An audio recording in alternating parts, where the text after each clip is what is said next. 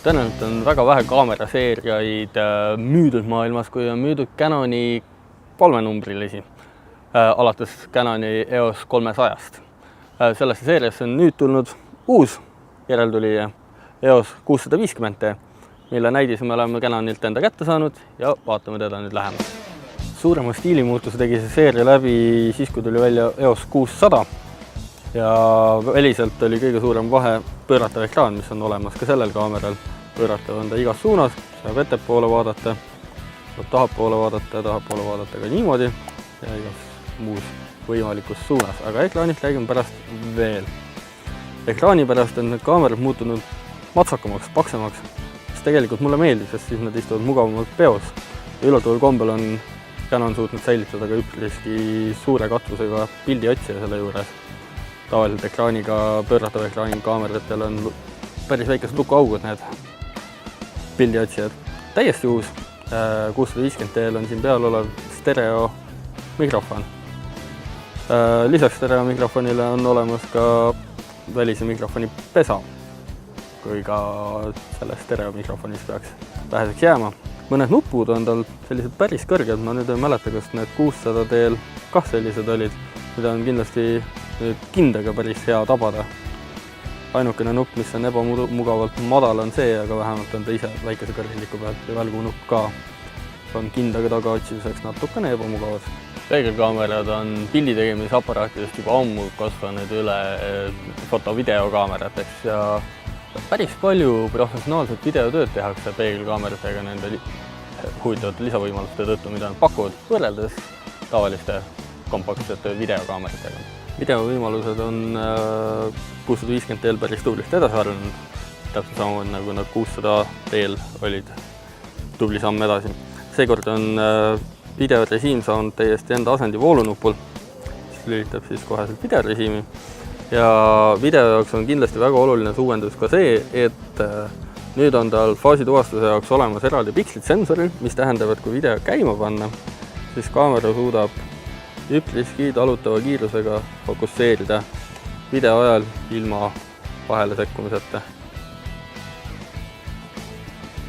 Eestimaa äärmiselt ettearvatav ilm ajas meid nüüd Toomemäelt ära ja pagusime ühe väikese katuse alla.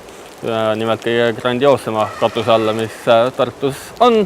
Selleks on laululava, mis on loomulikult kõige ägedam koht, kus rääkida kõige grandioossemast uuendusest, mis on pandud Canon EOS 650T sisse.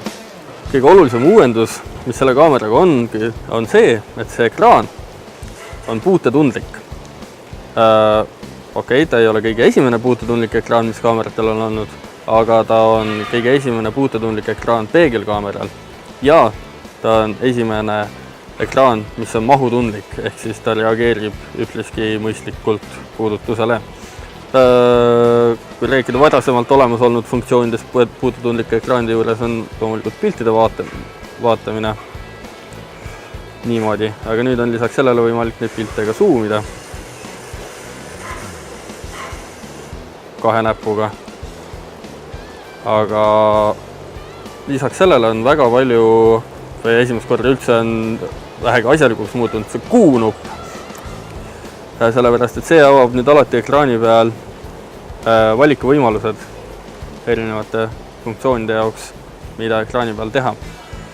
On olemas ka lisaks sellele, et kõik need juhtimised on olemas nuppude all, on võimalik nüüd erinevaid juhtimisvahendeid kasutada ka ekraani peal. Näiteks siin on säri kompensatsioon sellise nihikuga kuni +/-5 ja siit alt saab koheselt panna ka särikahvli väga mugavalt. See on ISO-tundlikkust saab muuta ja kõike viimast. Loomulikult ei ole ära unustatud ka videorežiimi. Videorežiimis saab valida punkti, kuhu kaamera teravustab ekraanile vajutades, mis on väga mugav.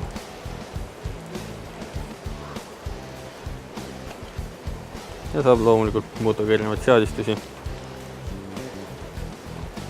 video jaoks. Vaatame, kas see asi video ajal ka töötab. Isegi video ajal saab säri kompensatsiooni kasutada. Natukene teisel kujul küll.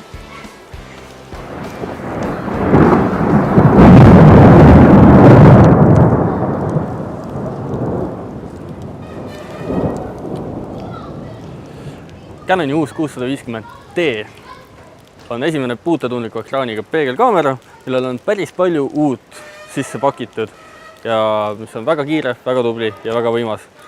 Minu nimi on Anton Lember Point TV-st ja soovitan kindlasti seda kaamerat minna Fotopointi poodides vaatama, kui ta lõpuks kohale jõuab. Sellepärast, et see on ainult testmudel. Seda saan ainult mina veel proovida. Aga kannatage, küll ta jõuab Fotopointi.